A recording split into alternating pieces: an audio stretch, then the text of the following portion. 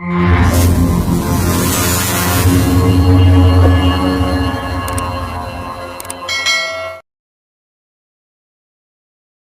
ಒಂದು ತರಗತಿಯಲ್ಲಿ ಕೆ.ಪಿ. ಪೂರ್ಣಚಂದ್ರ ತೇಜಸ್ವಿ ಅವರು ರಚಿಸಿರುವ ಮಂದಣ್ಣನ ಮೇರೇಜು ಗದ್ಯಪಾಠದ ಬಗ್ಗೆ ತಿಳಿದುಕೊಳ್ಳೋಣ. ಅದಕ್ಕೂ ಮೊದಲು ಲೇಖಕರ ಪರಿಚಯವನ್ನು ನೋಡೋಣ.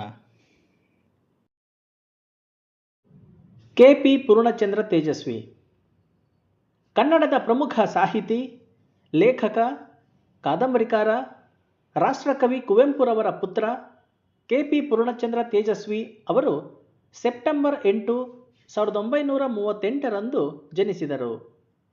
ಇವರ ತಂದೆ ರಾಷ್ಟ್ರಕವಿ ಕುವೆಂಪು, ಇವರ ತಾಯಿ ಹೇಮಾವತಿ.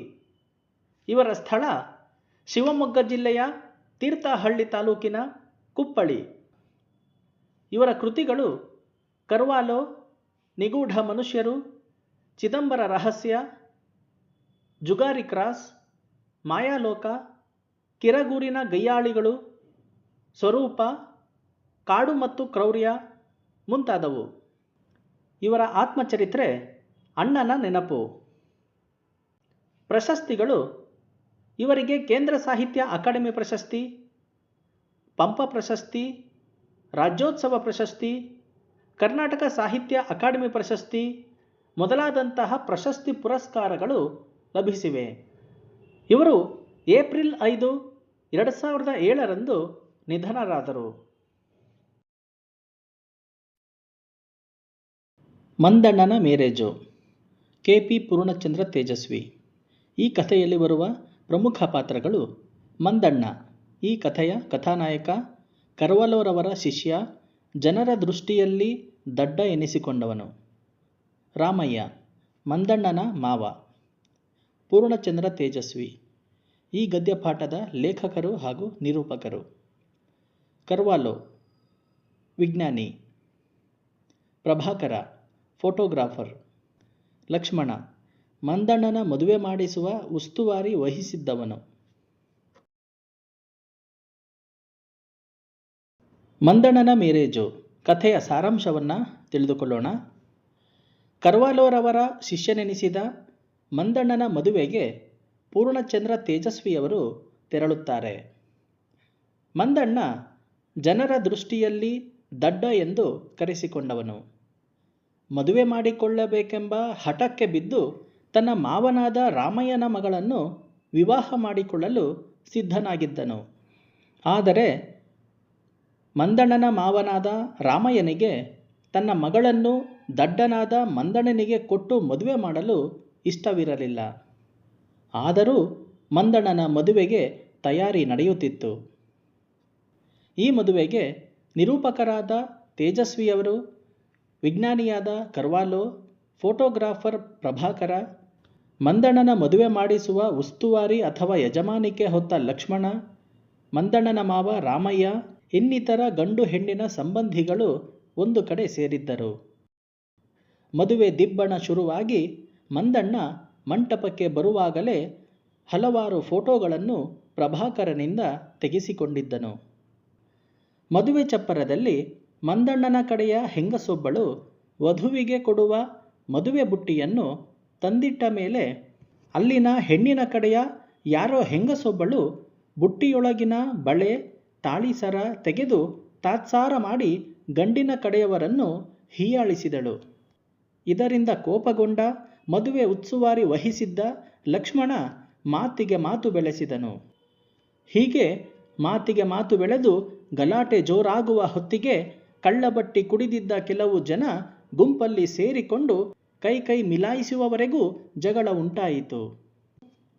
ಈ ಸಮಯದಲ್ಲಿ ಲಕ್ಷ್ಮಣ ವಾಸ್ತವಿಕತೆಯನ್ನು ಅರಿತು ಫೋಟೋ ತೆಗೆಸುವ ನೆಪದಲ್ಲಿ ಎಲ್ಲರನ್ನೂ ಎಲ್ಲಿ ಸ್ವಲ್ಪ ಹೀಗೆ ಬನ್ನಿ ಎಂದು ನಿಲ್ಲಿಸಬೇಕಾದವರನ್ನು ನಿಲ್ಲಿಸಿ ಉಳಿದವರನ್ನು ಕೂರಿಸಿದನು. ತಕ್ಷಣ ಪ್ರಭಾಕರ ಫ್ಲಾಶ್ ಮಾಡುತ್ತಾ ಫೋಟೋಗಳನ್ನು ತೆಗೆದನು. ಆ ಕ್ಷಣಕ್ಕೆ ಎಲ್ಲರೂ ಮಂತ್ರಮುಗ್ಧರಾಗಿ ತಾಳಿ ಕಟ್ಟುವ ದೃಶ್ಯವನ್ನು ಪ್ರಭಾಕರ ಫೋಟೋ ತೆಗೆದು ಮುಗಿಸಿಬಿಟ್ಟ. ಫೋಟೋ ತೆಗೆಯಲು ತಂದಿದ್ದ ರೋಲು ಮುಗಿದಾಗ ನೆರೆದ ಜನರಿಗೆ ಜಗಳವೇ ಮರೆತು ಹೋಗಿತ್ತು. ತಾವು ಮಾಡುವ ಜಗಳವು ಫೋಟೋದಲ್ಲಿ ಸೆರೆಯಾಗುತ್ತದೆ ಎಂದು ಭಾವಿಸಿ ಎಲ್ಲರೂ ಜಗಳವಾಡುವುದನ್ನು ನಿಲ್ಲಿಸಿದ್ದರು. ಇದರಿಂದ ತಾವು ಮೂರ್ಖರಾದವೇನೋ ಎಂದೆನಿಸಿತು. ಇತ್ತ ನೋಡಿದರೆ ತಾಳಿಕಟ್ಟಿಯೂ ಮುಗಿಸಿಯಾಗಿತ್ತು. ಲಕ್ಷ್ಮಣ ಮತ್ತು ಪ್ರಭಾಕರ ಕಣ್ಣು ಮಿಟುಕಿಸಿ ಫೋಟೋ ತೆಗೆಸಿ ಈ ಮದುವೆ ಮಾಡಿಸಿದ ವಿಚಾರ ಅನಂತರ ತಿಳಿದು ವಿಪರೀತ ನಕ್ಕಿದ್ದರು.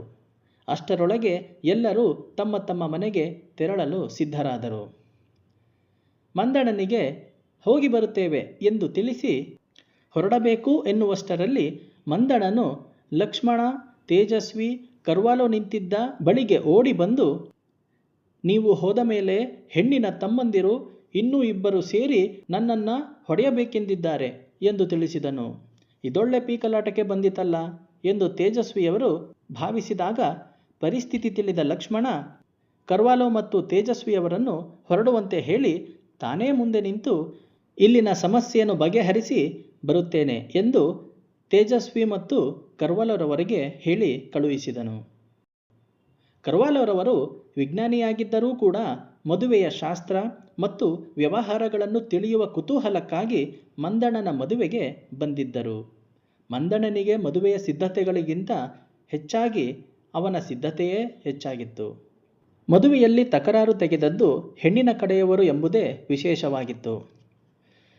ಮದುವೆ ರಣರಂಗವಾಗಿ ನಿಲ್ಲುವ ಹಂತಕ್ಕೆ ಬಂದಿದ್ದಾಗ ಯಾವ ನಾಯಕನೂ ಮಾಡದ ಕೆಲಸವನ್ನು ಕ್ಯಾಮರಾ ಮಾಡಿತ್ತು. ಕೊನೆಗೆ ಕ್ಯಾಮರಾವೇ ಮದುವೆಯ ಪುರೋಹಿತ ಪಟ್ಟ ವಹಿಸಿತ್ತು. ಮಂದಣ್ಣನ ಈ ಮದುವೆಯಲ್ಲಿ ಬರುವ ಜನರು ಗೌಜುಗದ್ದಲ, ಜಗಳತನ, ಫೋಟೋ ತೆಗೆಸುವ ಹುಚ್ಚು, ಎಲ್ಲ ವಿಚಾರಗಳು ಹಾಸ್ಯ ಕವಚ ತೊಟ್ಟು ರಂಜಿಸುತ್ತವೆ. ಆಧುನಿಕ ಮದುವೆಗೆ ಸಡ್ಡು ಹೊಡೆದಂತಹ ಈ ಮದುವೆ ಅಸಹಾಯಕತೆಯಿಂದ ನೆರವೇರುತ್ತದೆ. ಈ ರೀತಿ ಹಳ್ಳಿಯಲ್ಲಿ ನಡೆದ ಒಂದು ಮದುವೆಯನ್ನು ನಿರೂಪಕರಾದ ಪೂರ್ಣಚಂದ್ರ ತೇಜಸ್ವಿಯವರು ಹಾಸ್ಯಮಯವಾಗಿ ಕಟ್ಟಿಕೊಡುವ ಪ್ರಯತ್ನ ಮಾಡಿದ್ದಾರೆ.